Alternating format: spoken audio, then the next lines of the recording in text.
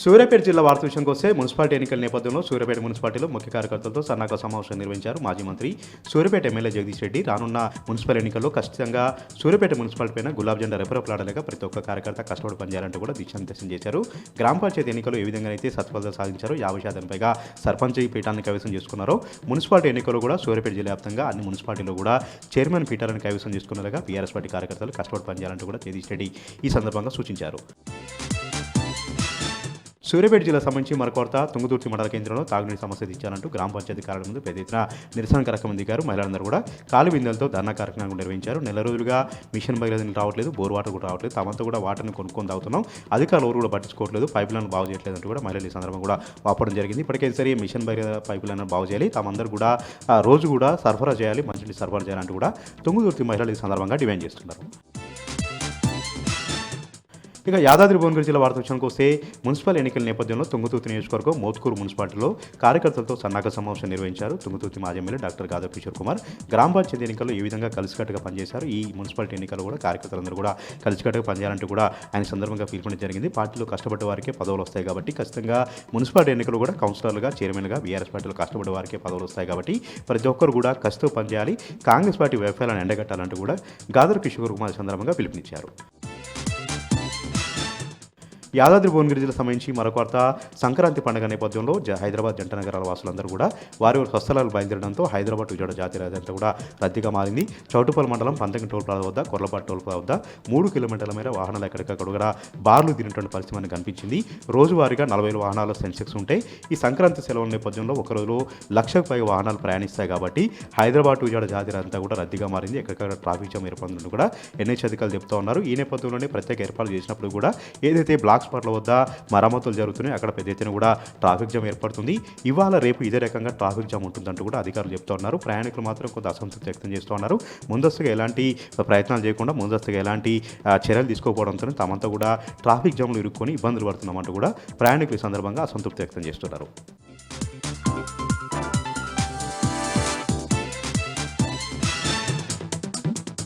ఈరోజు నాగర్ కర్నూలు జిల్లా ప్రధాన వార్తలు చూసినట్లయితే మున్సిపల్ ఎన్నికల నోటిఫికేషన్ వస్తుందన్న సమాచారంతో ఇప్పటికే అధికారులంతా కూడా ప్రభుత్వం సిద్ధం చేస్తున్నటువంటి పరిస్థితి కనిపిస్తూ ఉంది. దీనికి సంబంధించి నాగర్ కర్నూలు జిల్లాలోని నాగర్ కర్నూలు, కల్వకుర్తి, కొల్లాపూర్ ఈ 3 మున్సిపాలిటీల్లో కూడా ఎన్నికలు నిర్వహించనున్నారు. దీంతో పాటు కల్వకుర్తి నియోజకవర్గంలోని ఆమన్గల్లో కూడా నిర్వహించే పరిస్థితి కనిపిస్తూ ఉంది. దీనికి సంబంధించి ఆమన్గల్లో 14 వార్డులు, నాగర్ కర్నూలులో 24 వార్డులు, కల్వకుర్తిలో 22 వార్డులు, కొల్లాపూర్లో 20 వార్డులు ఈ మొత్తం కూడా ఎన్నికలు నిర్వహించున్నారు. దీనికి సంబంధించి ఏర్పాట్లు చేస్తున్నారని చెప్పేసి దానికి సంబంధించినటువంటి ఓటర్ ముసాయిదా జాబితా ముసాయిదాను కూడా విడుదల చేసినటువంటి పరిస్థితి కనిపిస్తుంది. దానిపైన అభ్యంతరాలు ఈ నెల 12వ తేదీ వరకు కూడా ఉంటాయని చెప్పేసి దాన్ని సవరణ చేసే అవకాశం 12వ తేదీ వరకు ఉంటుందని చెప్పేసి తుది జాబితా నెల 16వ తేదీ వరకు కూడా విడుదల చేస్తామని చెప్పేసి కూడా సంబంధిత మున్సిపల్ కమిషనర్లు చెప్తున్నటువంటి పరిస్థితి కనిపించింది. ఎవరైనా సవరణలు ఉన్నట్లయితే దానిపైన అభ్యంతరాలు ఉంటే 12వ తేదీ లోపల కూడా అభ్యంతరాలు వ్యక్తం చేయవచ్చు అని చెప్పేసి కూడా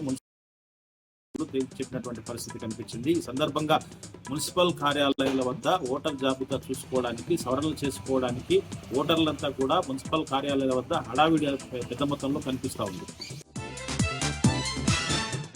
మరొక వార్త చూసినట్టయితే కల్వకుర్తి నియోజకవర్గంలోని ఆమన్గల్ మున్సిపల్లో బీఆర్ఎస్ నేత గిరిజన నాయకుడు డాక్టర్ పత్యానాయక్ ఆధ్వర్యంలో బస్తీ బాట కొనసాగుతూ ఉంది. ఈరోజు 13వ వార్డులో వాళ్ళు బస్తీ బాట కార్యక్రమాన్ని నిర్వహించారు. ఈ కార్యక్రమానికి ముఖ్య అతిథిగా బీఆర్ఎస్ రాష్ట్ర నేత గోలి శ్రీనివాసరెడ్డి హాజరై ఇంటింటికి తిరుగుతూ అక్కడ ఉన్నటువంటి సమస్యలను అడిగి తెలుసుకున్నటువంటి పరిస్థితి కనిపించింది. బాకీ కార్డు, కాంగ్రెస్ బాకీ పడ్డటువంటి బాకీ కార్డును కూడా వాళ్ళకి గుర్తు చేసి రాబోయే మున్సిపల్ ఎన్నికల్లో ఎట్టి పరిస్థితుల్లో కూడా బీఆర్ఎస్ అభ్యర్థులను గెలిపించి ఆమన్గల్ మున్సిపల్ పైన బీఆర్ఎస్ జెండాను ఎగురవేయాలని చెప్పేసి కూడా బీఆర్ఎస్ రాష్ట్ర నేత గోలి శ్రీనివాసరెడ్డి పిలుపునిచ్చినటువంటి పరిస్థితి కనిపించింది. మొత్తంగా చూసినట్టయితే గత బీఆర్ఎస్ ప్రభుత్వంలో ఆమన్గల్ మున్సిపాలిటీలో ఇంటిగ్రేటెడ్ మార్కెట్ ను గత ప్రభుత్వం మంజూరు చేసి అది నిర్మాణంలో ఉంది. ప్రభుత్వం మారడంతో ఇప్పటికి కూడా ఇంటిగ్రేటెడ్ మార్కెట్ ను మళ్ళీ నిర్మాణం చేపట్టడం లేదని చెప్పేసి వేగంగా అతి పూర్తి స్థాయిలో కూడా నిర్మాణం ఇంటిగ్రేటెడ్ మార్కెట్ చేపట్టాలని చెప్పేసి కూడా వాళ్ళు డిమాండ్ చేసినటువంటి పరిస్థితి ఆమన్గల్లో కనిపించింది. మరొక వార్త చూసినట్టయితే సంక్రాంతి పండుగ సమీపిస్తుండటంతో ఇప్పటికే పూర్తి స్థాయిలో కూడా విద్యా సంస్థలు నేటి నుంచి ఈ నెల 16వ తేదీ వరకు కూడా సెలవులు ప్రకటించడంతో తమ స్వస్థలాలకు సంక్రాంతి పండుగ కోసం విద్యార్థులు పెద్ద మొత్తంలో తమ ఇళ్లకు చేరుతున్నటువంటి పరిస్థితి కనిపిస్తుంది. వాళ్ళతో పాటు వాళ్ళ తల్లిదండ్రులు కూడా విద్యా సంస్థలకు వెళ్ళి వాళ్ళకి తీసుకొస్తున్నటువంటి పరిస్థితి కనిపిస్తుంది. కొంతమంది వాళ్ళ స్వగ్రామాలకు కూడా వెళ్తున్నటువంటి పరిస్థితి కనిపిస్తుంది. దీంట్లో బస్సులన్నీ కూడా రద్దీగా మారాయి, బస్ స్టాండ్లన్నీ కూడా కిటకిటలాడుతున్నాయి. ఇదే అదునుగా భావించినటువంటి ఆర్టీసీ సంస్థ కూడా ప్రత్యేక స్టిక్కర్లు అంటించి స్పెషల్ బస్సులు అని చెప్పేసి కూడా టికెట్లు పెద్ద మొత్తంలో కూడా ఛార్జీలు వసూలు చేస్తున్నటువంటి పరిస్థితి కనిపిస్తుంది. దీంతో వాళ్ళ అభ్యంతరాలు కూడా ప్రయాణికులు వ్యక్తం చేస్తున్నటువంటి పరిస్థితి కనిపిస్తూ ఉంది. టోల్ గేట్ల వద్ద అయితే బారులు తీరినటువంటి పరిస్థితి కనిపిస్తుంది. బస్ స్టాండ్ల వద్ద అయితే ప్రజలు మొత్తం కిక్కిరిసిగా కనబడుతూ ఉంది. ఏ బస్సు చూసినా కానీ కిటకిటలాడుతున్నటువంటి పరిస్థితి కనిపిస్తూ ఉంది.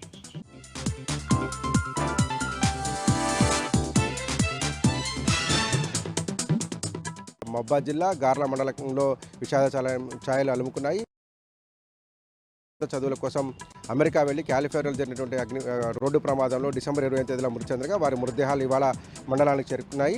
గార్ల మండలానికి చెందినటువంటి మేఘన, ములకనూరు గ్రామానికి చెందినటువంటి భావన అనేటువంటి ఇద్దరు అమ్మాయిలు చిన్నప్పటి నుంచి మంచి స్నేహితులు, చదువులో చురుగ్గా ఉండేవారని ఉన్నత విద్య కోసం అమెరికా వెళ్లి కాలిఫోర్నియాలో జరిగినటువంటి రోడ్డు ప్రమాదంలో చనిపోయారు.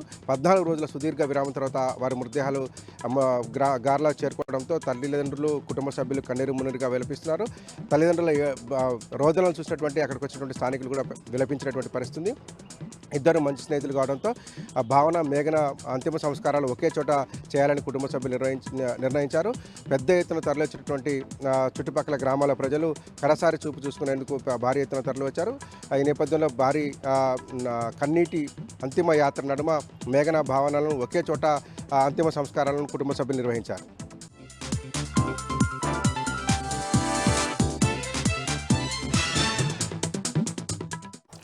జగిత్యాల జిల్లా నుంచి ఇవాళ ప్రధాన వార్తలు ఒకసారి పరిశీలిస్తే జగిత్యాల జిల్లా కేంద్రంలో ఉన్న ఎస్సీ ఎస్టీ స్టడీ సర్కిల్కి సంబంధించి టీ న్యూస్లో వరుస కథనాలు ప్రసారమయ్యాయి. ఈ నేపథ్యంలో ప్రభుత్వం అలాగే జిల్లా యంత్రాంగం స్పందించింది. ఈ నెల 9వ తేదీ నుంచి దరఖాస్తులు ఆహ్వానిస్తున్నట్టు కూడా చెప్పింది. ఎందుకంటే 2 ఏళ్లుగా ఎస్సీ ఎస్టీ స్టడీ సర్కిల్ మొత్తం కూడా మూతపడింది. సిబ్బందికి వాళ్ళకి జీతభత్యాలు కూడా అందలేదు. అయితే వార్త ప్రసారమైనటువంటి నేపథ్యంలో ఉద్యోగులు పనిచేసినటువంటి వారికి జీతభత్యాలు అందాయి. ఇక 9వ తేదీ నుంచి శిక్షణ పొందేటువంటి అర్హులుగా ఉన్నటువంటి వారికి ఎగ్జామ్ నిర్వహించి వారిని తీసుకుంటామని కూడా ఈ సందర్భంగా చెప్తూనే ఫిబ్రవరి 10వ తేదీ తర్వాత నుంచి కూడా వారందరికీ శిక్షణ తరగతులు ప్రారంభమవుతాయి. 6 నెలల పాటు కోచింగ్ కొనసాగబోతుందని ఈ సందర్భంగా జిల్లా కలెక్టర్ అయితే ఉత్తర్వులు పేర్కొన్నారు. మొత్తానికి ఇటు కొప్పలేశ్వర్ కూడా విజిట్ చేసి ఒకవేళ ఓపెన్ చేయని పక్షంలో తామంతా పెద్ద ఎత్తున ధర్నా చేస్తామని హెచ్చరించినటువంటి నేపథ్యం కూడా ఇందులో ఉంది. మరొక వార్త, కొరుట్ల ఎమ్మెల్యే డాక్టర్ కల్వకుంట్ల సంజయ్ సంచలన నిర్ణయం తీసుకున్నారు. తాను ఆటో డ్రైవర్లకు అలాగే షాపుల్లో పనిచేసేటువంటి కార్మికులకు అండగా నిలుస్తా, వారి కుటుంబ సభ్యులకు కూడా అండగా ఉంటారని సందర్భంగా చెప్పారు. ఎందుకంటే ఆటో డ్రైవర్లకు ఇప్పటికే కేటీఆర్ గారు సిరిసిల్లలో బీమా సౌకర్యం కల్పించారు.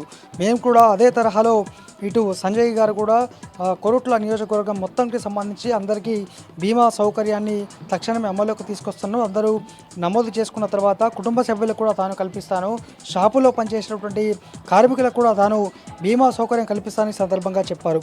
2 మున్సిపాలిటీలను తామే కైవసం చేసుకోబోతామని సందర్భంగా వారు ఉద్ఘాటించినటువంటి మరొక వార్త, కేంద్రానికి సంబంధించి అగ్రికల్చర్ యూనివర్సిటీలో పేపర్ లీక్ అయిన విషయం తెలిసిందే. మూడవ సంవత్సరానికి సంబంధించి మొదటి సెమిస్టర్ ప్రశ్నపత్రం లీక్ అయిన నేపథ్యంలో ఇటు జగిత్యాలకు సంబంధించినటువంటి 8 మంది విద్యార్థులు నాన్ సర్వీస్ కోటాలో చదువుతున్నటువంటి వారు, నాన్ సర్వీస్ కోటాలో ఏఈఓలుగా ఉద్యోగాలు చేస్తున్నటువంటి వారు ఉన్నారు. వారంతా కూడా ఇప్పుడు సస్పెండ్ అయ్యి వారిని ప్రభుత్వానికి సరెండర్ చేశారు అధికారులు. అయితే ఇందులో 2 ఉద్యోగుల పాత్ర ఉన్నట్టు గుర్తించి వారిని కూడా పక్కన పెట్టినట్టు తెలుస్తోంది. కేంద్రంగా శాతవాహన వీసీ జానయ్య గారు పూర్తి స్థాయిలో విచారణ జరుపుతున్నారు. మరి జిల్లా వ్యాప్తంగాలో 8 మంది ఉండగా రాష్ట్ర వ్యాప్తంగా దాదాపు 35 మంది వరకు ఉన్నట్టు మనకు తెలుస్తోంది. వారంతా ఎవరు, ఎక్కడెక్కడ ఉన్నారనే కోణంలో ప్రస్తుతం అయితే దర్యాప్తు కొనసాగుతోంది.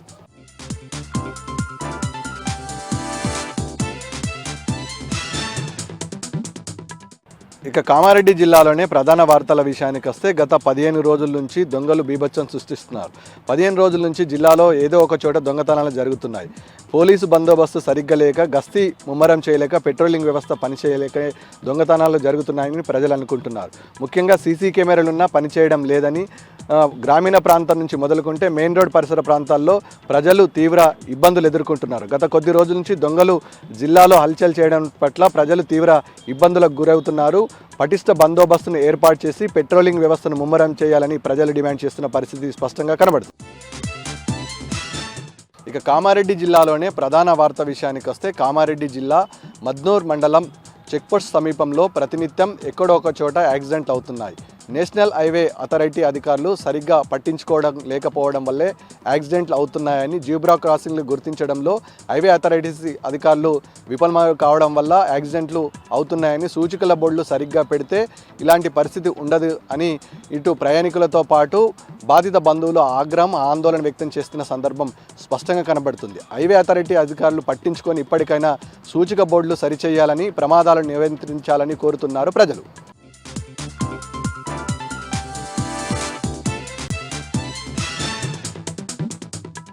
ఆదిలాబాద్ జిల్లా వార్తల విషయానికి వస్తే రాష్ట్ర వ్యాప్తంగా ఉద్యోగాల పేరిట నిరుద్యోగులను నిరుణా మోసం చేసిన ఓ ఘరానా మూటాను ఆదిలాబాద్ జిల్లా పోలీసులు పట్టుకున్నారు.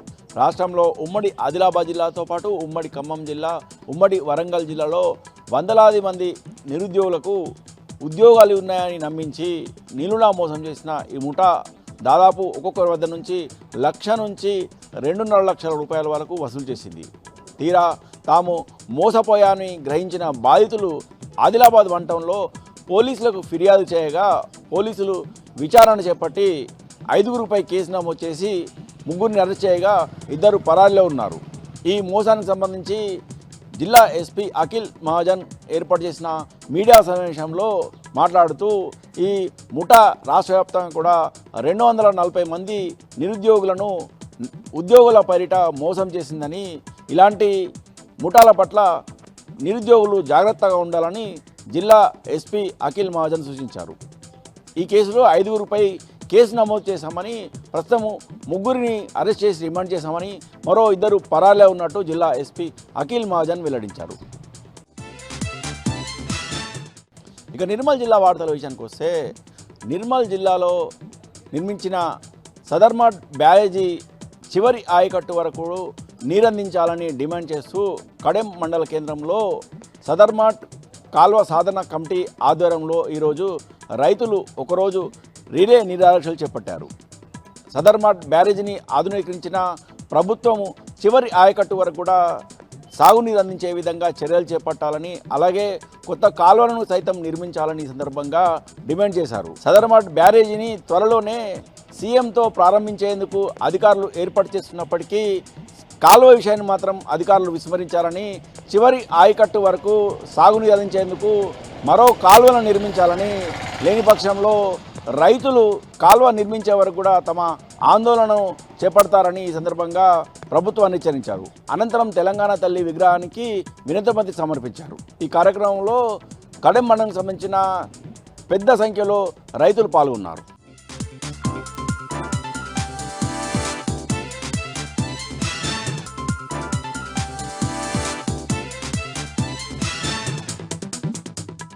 మహబూబ్ నగర్ జిల్లా కేంద్రంలో BRS party working president KTR గారి పర్యటనను విజయవంతం చేయాలని మాజీ మంత్రి శ్రీనివాస్ గౌడ్ పిలుపునిచ్చారు. ఎల్లుండి జనవరి 12వ తేదీ సోమవారం నాడు BRS party working president KTR గారు రానున్న నేపథ్యంలో ఎంబీసీ గ్రౌండ్లో సభ ఏర్పాట్లను మాజీ మంత్రి శ్రీనివాస్ గౌడ్ పరిశీలించారు. ఇటీవల గెలిచినటువంటి బీఆర్ఎస్ పార్టీ సర్పంచ్లను BRS party working president KTR garu సన్మానిస్తారని ఆయన తెలిపారు. ఈ సమావేశానికి జిల్లా నలుమూలల నుంచి బీఆర్ఎస్ పార్టీ శ్రేణులు, అభిమానులు, కార్యకర్తలు, నాయకులు పెద్ద ఎత్తున హాజరు కావాలన్నారు మాజీ మంత్రి శ్రీనివాస్ గౌడ్. మహబూబ్ నగర్ జిల్లా భూత్పూర్ మున్సిపాలిటీలో గులాబీ జెండా ఎగరేయాలన్నారు దేవరకద్ర మాజీ ఎమ్మెల్యే ఆల వెంకటేశ్వర రెడ్డి. భూత్పూర్ మున్సిపాలిటీ పరిధిలోని బీఆర్ఎస్ పార్టీ ముఖ్య కార్యకర్తల సమావేశానికి ఆయన హాజరయ్యారు. ఎన్నికల్లో అనుసరించాల్సిన వ్యూహాలపై దిశానిర్దేశం చేశారు. సర్పంచ్ ఎన్నికల్లో సాధించిన విజయాన్ని స్ఫూర్తిగా తీసుకొని మున్సిపల్ ఎన్నికల్లో కూడా బీఆర్ఎస్ పార్టీ అభ్యర్థులు విజయం సాధించాలన్నారు. పార్టీ గుర్తు మీద జరిగే ఎన్నికల్లో అభ్యర్థులను అందరం కలిసికట్టుగా నిర్ణయిద్దామన్నారు.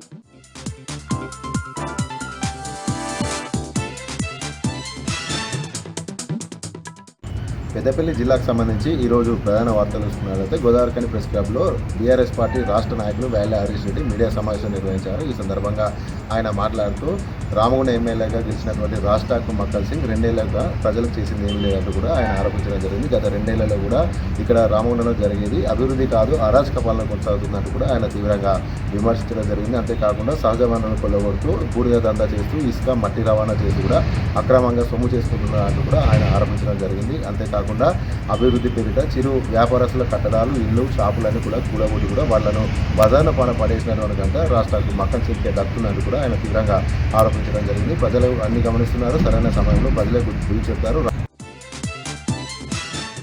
అలాగే మరొక ప్రధాన వార్త చూసుకున్నట్లయితే సింగరేణి పరిధి రామగుండం రీజియన్ 1 RG1కి సంబంధించినటువంటి ఇల్లందు గెస్ట్ హౌస్లో బొమ్మల కొలువును ఘనంగా నిర్వహించారు. కార్యక్రమానికి ముఖ్య అతిథిగా సింగరేణి సేవా సమితి అధ్యక్షురాలు అనిత పాల్గొని కూడా ముందుగా జ్యోతి ప్రదానం చేసి బొమ్మల కొలువును అయితే ప్రారంభించడం జరిగింది. ఈ సందర్భంగా సింగరేణికి సంబంధించినటువంటి డైరెక్టర్ సంబంధించినటువంటి సతీమణులు, అలాగే ఇతర కార్మికులకు సంబంధించినటువంటి సతీమణులంతా కూడా పెద్ద ఎత్తున యొక్క బొమ్మల కొలువు కార్యక్రమంలో పాల్గొన్నారు. ఈ సందర్భంగా ఆటపాటలతో కూడా సంతోషంగా, ఆనందంగా, ఆహ్లాదకరంగా కూడా బొమ్మల కొలువును అయితే నిర్వహించడం జరిగింది. ఈ సందర్భంగా సింగరేణి సేవా సమితి RG1 అధ్యక్షురాలు అనిత మాట్లాడుతూ కూడా బొమ్మల కొలువు ఉద్యోగులకు, కార్మికులకు మధ్య సమిష్టి సత్సంబంధం కనబరిచే విధంగా ఎంతగానో ఉపయోగపడుతుందంటే ప్రతి ఏడాది కూడా ఈ యొక్క బొమ్మల కొలువును నిర్వహించడం ఆనవాయితీ వస్తుందని కూడా ఆమె వెల్లడించడం జరిగింది. ఈ ఏడాది కూడా సాంప్రదాయాలు ఉట్టిపడే విధంగా బొమ్మల కొలువు నిర్వహించినట్టుగా కూడా ఆమె వెల్లడించారు. దీంట్లో భాగంగా గత పురాతన చరిత్రలు చూపించే విధంగా చేతబావి, అలాగే వరి పొలం, బతుకమ్మలు, అలాగే సమ్మక్క సారలమ్మకు సంబంధించినటువంటి ఎన్నో నిర్మాణాలు కూడా ఇందులో చేపట్టడం జరిగింది. ఈ విధంగా బొమ్మల కొలువులో భాగంగా ప్రతి ఒక్కరు కూడా సంతోషంగా, ఆహ్లాదంగా గడపడమే కాకుండా మనకు సంబంధించినటువంటి సంస్కృతి కూడా పట్ల కూడా చర్చ కూడా జరిగిన సందర్భంగా రానున్న సందర్భంలో కూడా మరింత మన సాంప్రదాయాలన్నీ కూడా ప్రతి ఒక్కరు కాపాడాల్సినటువంటి బాధ్యత మనందరి మీద ఉందంటూ కూడా ఈ సందర్భంగా ఆమె వెల్లడించడం జరిగింది.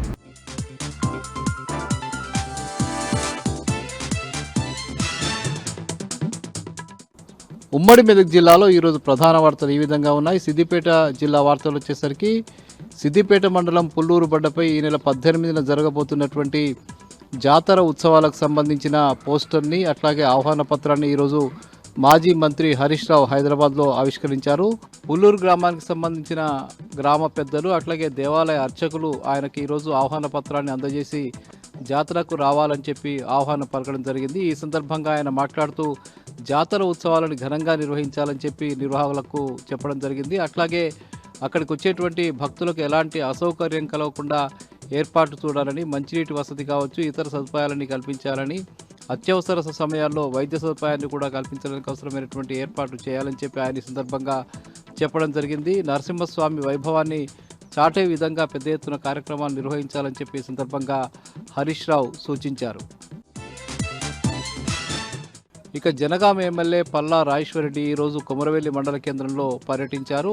ఈ సందర్భంగా అక్కడ బీఆర్ఆర్ ఫౌండేషన్ ఆధ్వర్యంలో నిర్వహిస్తున్నటువంటి క్రికెట్ పోటీలను ఆయన ప్రారంభించారు. ఈ సందర్భంగా ఆయన మాట్లాడుతూ క్రీడలు అనేవి యువతకు పెద్ద ఎత్తున ప్రోత్సాహాన్ని అందిస్తాయని, మానసికంగా, శారీరకంగా యువత దృఢంగా తయారు కావడానికి క్రీడలు దోహదం చేస్తాయని చెప్పి ఆయన సందర్భంగా చెప్పడం జరిగింది. ఈ బీఆర్ఆర్ ఫౌండేషన్ క్రీడా పోటీలను నిర్వహించడం అభినందనీయమని చెప్పి ఆ సందర్భంగా ఆయన చెప్పారు. అట్లాగే పలు సంఘాలకు సంబంధించిన నూతన సంవత్సర క్యాలెండర్లను పల్లా రాజేశ్వరరెడ్డి ఆవిష్కరించారు.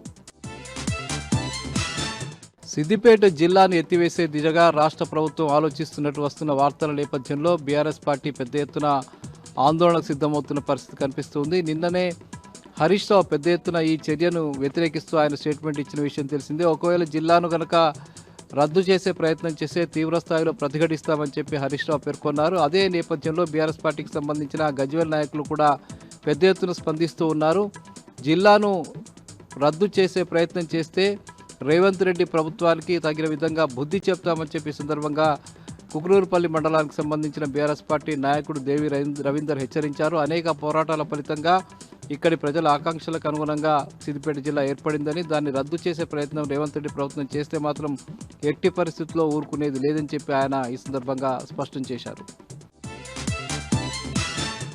ఇక హుస్నాబాద్ మున్సిపాలిటీపై బీఆర్ఎస్ పార్టీ గులాబీ జెండాను ఎగరవేస్తామని చెప్పి మాజీ ఎమ్మెల్యే ఒడితెల సతీష్ కుమార్ ధీమా వ్యక్తం చేశారు. ఈరోజు బీఆర్ఎస్ పార్టీకి సంబంధించిన పట్టణ ముఖ్య నాయకులు కార్యకర్తలతో పెద్ద ఎత్తున ఆయన సమీక్షా సమావేశం నిర్వహించారు. సన్నాహక సమావేశం కూడా నిర్వహించారు. ఈ సమావేశంలో ఒడితెల సతీష్ కుమార్ మాట్లాడుతూ బీఆర్ఎస్ పార్టీకి బలమైన పట్టున్నటువంటి హుస్నాబాద్ పట్టణంలో ఈసారి గులాబీ జెండా ఎగరవేస్తామని చెప్పి ఆయన ధీమా వ్యక్తం చేశారు. ప్రజలంతా అట్లాగే కార్యకర్తలంతా కూడా బీఆర్ఎస్ను గెలిపించడానికి సిద్ధంగా ఉన్నారని చెప్పి ఆయన చెప్పారు. కార్యకర్తలంతా ఐక్యంగా కృషి చేసి బీఆర్ఎస్ పార్టీ తరఫున నిలబడేటువంటి అభ్యర్థుల గెలుపు కోసం కృషి చేయాలని చెప్పి ఒడితెల సతీష్ కుమార్ పిలుపునిచ్చారు. ఇక గత రాత్రి హైదరాబాద్లో అనారోగ్యంతో మృతి చెందిన ప్రతిపక్షం పత్రిక ఎడిటర్ ఫజలుర్ రెహమాన్కి సంబంధించిన మృతదేహం ఈరోజు ఆయన స్వగ్రామమైనటువంటి హుస్నాబాద్కు చేరుకున్నది. ఈ నేపథ్యంలో అక్కడ ఆయన బంధువులు, మిత్రులు, అట్లాగే సీనియర్ జర్నలిస్ట్ అంతా కూడా అక్కడికి తరలి వచ్చి ఆయనకు ఘనంగా నివాళులు అర్పించడం జరిగింది. సీనియర్ జర్నలిస్ట్గా సుమారు 30-40 సంవత్సరాలు పత్రికా రంగంలో పనిచేసిన ఫజలుర్ రెహమాన్ మృతి పట్ల జర్నలిస్ట్ సంఘాలు ప్రగాఢ సంతాపాన్ని ప్రకటించాయి. అక్కడ మృతులంతా కూడా కన్నీటి పర్యంతమైనటువంటి పరిస్థితి కనిపించింది. ఆయనకు ఘనంగా నివాళులర్పిస్తూ ఆయన అంత్యక్రియల్లో టీయూడబ్ల్యూజే ఐజేయుకు సంబంధించిన నాయకులు, అట్లాగే దేవులపల్లి అమర్ సీనియర్ జర్నలిస్టు, సంపాదకులు ఆయన పాల్గొన్నారు. పలువురు నాయకులు పెద్ద ఎత్తున ఆయనకు నివాళులర్పించారు. ఇక సంగారెడ్డి జిల్లా వార్తలు వచ్చేసరికి పట్టంచెరు డివిజన్ పరిధిలో ఉన్నటువంటి అమీన్పూర్ మండలం కృష్ణారెడ్డిపేట ప్రాంతాన్ని జీహెచ్ఎంసీ డివిజన్ చేయాలనే ప్రధాన డిమాండ్ మేరకు ఈరోజు అఖిలపక్షం ఆధ్వర్యంలో పెద్ద ఎత్తున దీక్షలు జరిగాయి. అఖిలపక్షం అన్ని పార్టీలకు సంబంధించిన నాయకులు, కార్యకర్తలంతా పెద్ద ఎత్తున దీక్షకు పూనుకున్నారు. ఈ ప్రాంతాన్ని అభివృద్ధి చేయడానికి డివిజన్ చేస్తేనే అభివృద్ధి జరుగుతుందని చెప్పి అఖిలపక్ష నాయకులంతా ఈ సందర్భంగా పేర్కొనడం జరిగింది. ఇంకా ఇరిగేషన్ శాఖ ప్రయత్నాలు ప్రారంభించింది. ఈ నేపథ్యంలో ప్రతిరోజు 2500 క్యూసెక్కుల చొప్పున నీటిని విడుదల చేసే ప్రక్రియను ఈరోజు ప్రారంభించడం జరిగింది. సుమారు 8 టీఎంసీల నీటిని ఖాళీ చేయడం కోసం అధికారులు ప్రయత్నాలు ప్రారంభించారు. ఈ ప్రక్రియ సుమారు 20 నుంచి 30 రోజుల వరకు కొనసాగుతుందని చెప్పి ఇరిగేషన్ శాఖ అధికారులు పేర్కొంటూ ఉన్నారు. గత వేసవి కాలంలో చేయాల్సిన మరమ్మతులు ఇప్పటి వరకు చేయకపోవడం ఫలితంగా ఇప్పుడు ఘనపూర్ ఆయకట్టు ప్రాంతానికి నీళ్లు విడుదల చేయలేని పరిస్థితి ఏర్పడింది. ఈ నేపథ్యంలో తాజాగా అధికారులు ఇక్కడి నుంచి నీటిని విడుదల చేస్తున్న నేపథ్యంలో రైతులకు ఏమైనా లాభం జరుగుతుందా అనే విషయం మీద చర్చ జరుగుతుంది. మొత్తానికి క్రాప్ హాలిడే ప్రకటించి అటు నర్సాపూర్ ప్రాంత రైతులకు, మెదక్ ప్రాంత రైతులకు తీవ్ర నష్టాన్ని కలిగిస్తున్నటువంటి ఇరిగేషన్ శాఖ అధికారులు ఇప్పటికైనా వాళ్ళు ఈ ప్రాజెక్టుని సక్రమంగా మరమ్మతులు చేసి వచ్చే వేసవి కాలంలోగా పూర్తి చేసి రైతులకు సాగునీళ్ళు అందించడానికి కృషి చేయాలని చెప్పి ఈ ప్రాంతానికి సంబంధించిన రైతులంతా డిమాండ్ చేస్తూ ఉన్నారు. ఇవి ప్రధానంగా ఈరోజు ఉమ్మడి మెదక్ జిల్లాలో ఉన్న వార్తలు.